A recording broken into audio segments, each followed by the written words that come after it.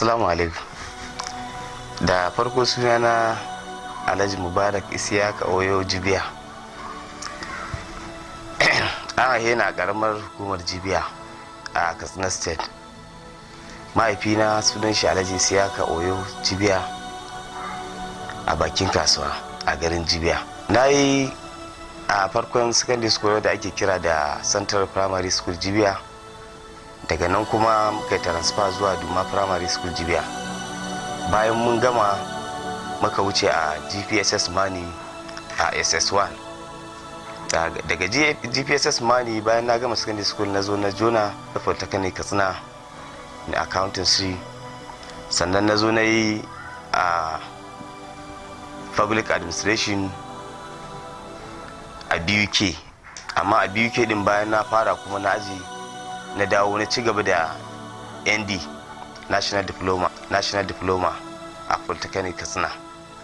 Bayan na gama kuma na jona HND Office Technology and Management, wanda yanzu haka na gama.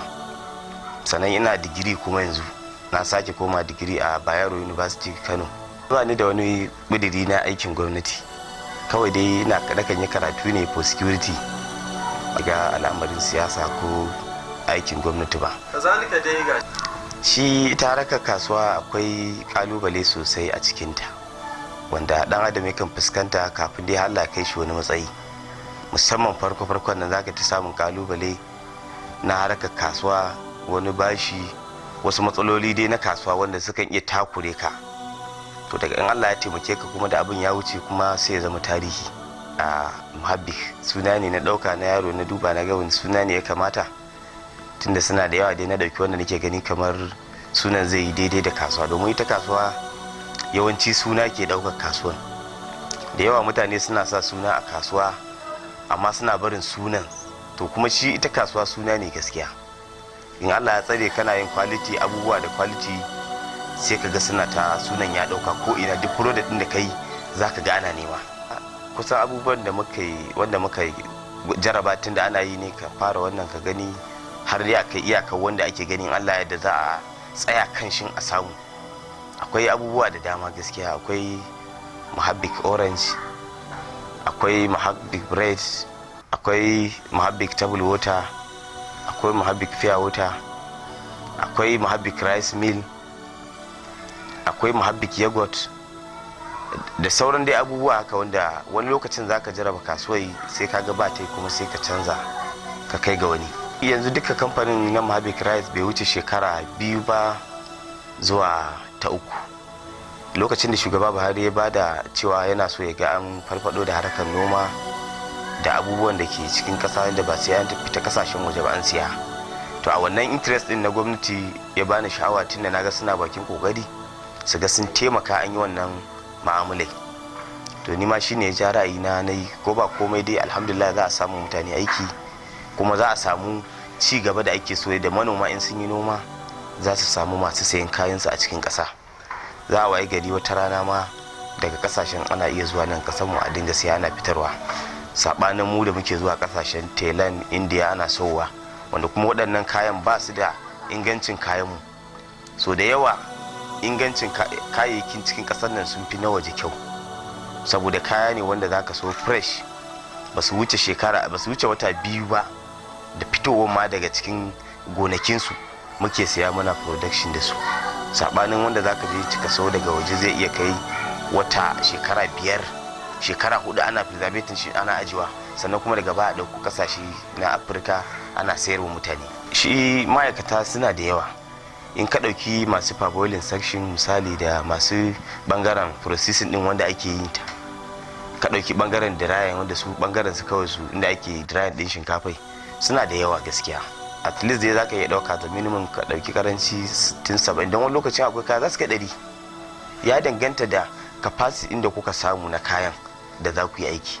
Wani lokacin ma ba za su kai haka ba, tunda in ba kaya da yawa in ka dauki ma'aikatan kuma zaka ga cost din zai yawa na biyan da za a yi na lebo.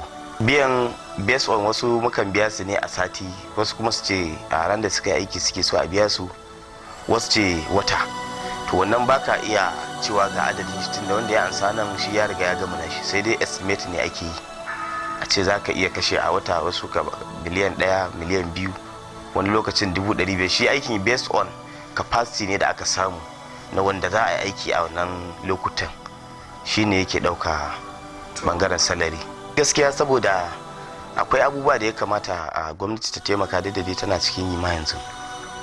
Ni ma dai na yi apply din kan muna so a taimaka mana da mu samu sabon mashina modern wanda za su iya yin shinkafai daidai da yadda ma ka je a telan ka sauta ba za ka iya ganewa ba a ce ma a Najeriya aka yi ta. To duk waɗannan abubuwan ci gaba ne da aka samu na duniya wanda mashina ne ake amfani da su modern. So mun cike takardun mu mun tura kuma insha Allah mun san gwamnati za ta bada. Ba ma mu kadai ba, akwai program da ake sa rai gwamnati za ta yi wanda ya Allah da duk faɗin ƙasar za a samu ko ina za a samu mashinan za su yawaita na kamfanin nukan shinkafa wanda wannan zai iya dakule harkar smuggling da ake ana shigowa da ita a Najeriya.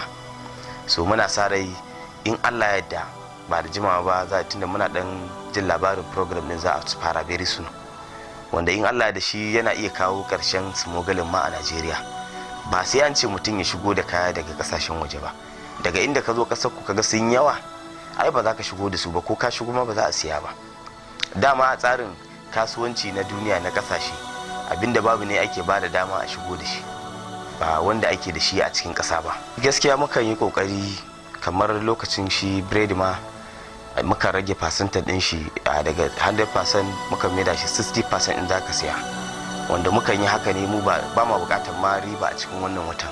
Akwai abubuwa da dama da muka saida, za mu saida su mukan so mu maida kudin su ne, illa dai in Allah ya sa Allah kai mu karshen watan kuma sai mu maida kayan mu a farashin da suke. Kamar madara yanzu Muhabbik Yogurt zaka ga madara da ake saidawa a 150 in ka je pieces guda a yanzu naira 100 ake saidawa, wanda ake saidawa half liter naira 300 yanzu naira 180 muka ba da dama a saida. Amma bayan azumin ya wuce kuma sai mu mai da farashin yadda ake saidawa. A gaskiya duk waɗanda suka kira ni na musu sharuɗa, tunda yanzu baka iya ɗaukan mataki ka ce ka hukunta mutum saboda shi ya siya. Amma dai ni abin da na ce waɗanda suke so su zo su sayi madara a wurina zan ba su sari a farashi half liter naira 180, amma wanda duk ya wuce ya ce ya saida fiye da naira 200 to wannan ban yafi mishi ba.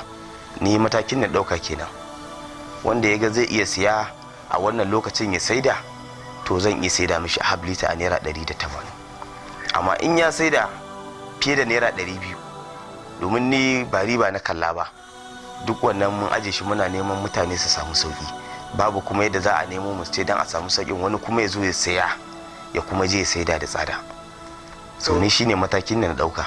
Ina kira ga dukkan mutanen da suka san suna da hali da masu kamfaninnika da wanda ma suke da halin wanda bai kai kamfanin ba su duba, idan irin wannan lokacin ya zo mutum ne zai shekara yana nema amma ba zai iya haƙuri da wata guda ba. Wannan abun takaici ne a musulunci ma. Akwai musulunci ya koyar da mu hanya da zamu nema, duka abin da zamu nema nan zamu bar shi, amma abin da zaka samu shine wanda ka bada. Mutane bayan baka nan za su yi maka addu'o'i. Akwai masu kuɗaɗe da suka shuɗe wanda ga su nan saboda yanayin da suka tafiyar da rayuwarsu ko tuna su ma ba a yi. To idan ka sauƙaƙa sai Allah ya baka mafita, ya maka buɗi ta kowace hanya da baka tunani. Su yi ƙoƙari su yi haƙuri, ba a ce kar a samu ba kuma ba a ce kar a faɗi ba, a dai ko da an yi ƙoƙari an mai da daidai, to a yi ƙoƙari a taimaka kan wannan. Ko baka ɗauki kuɗi ka ba mutane ba, ka dai amfani da hanyar ka da kake da ita ka taimaka ma mutane su samu sauƙi. Muna yi ma kowa fatan alkhairi wannan wata da muka shigo. Allah ya karɓe ibadunmu ya isa kuma mu ga wucewar shi lafiya. Da sauran mutanenmu baki ɗaya da kwastomomin da mutanenmu waɗanda duk ba kwastomin ba muna musu fatan alkhairi. Allah ya sa mu ga wucewar azumin lafiya, ya kuma karɓa mana bukatunmu na alkhairi, ya biya mana da duka, ya tsare mu da dukkan wani sharri na dan adam da na karfe da waɗannan matsaloli na rayuwa da suka tattaru a ƙasarmu. Allah ya kawo yi mana maganin su, ya kawo mana ƙarshen su.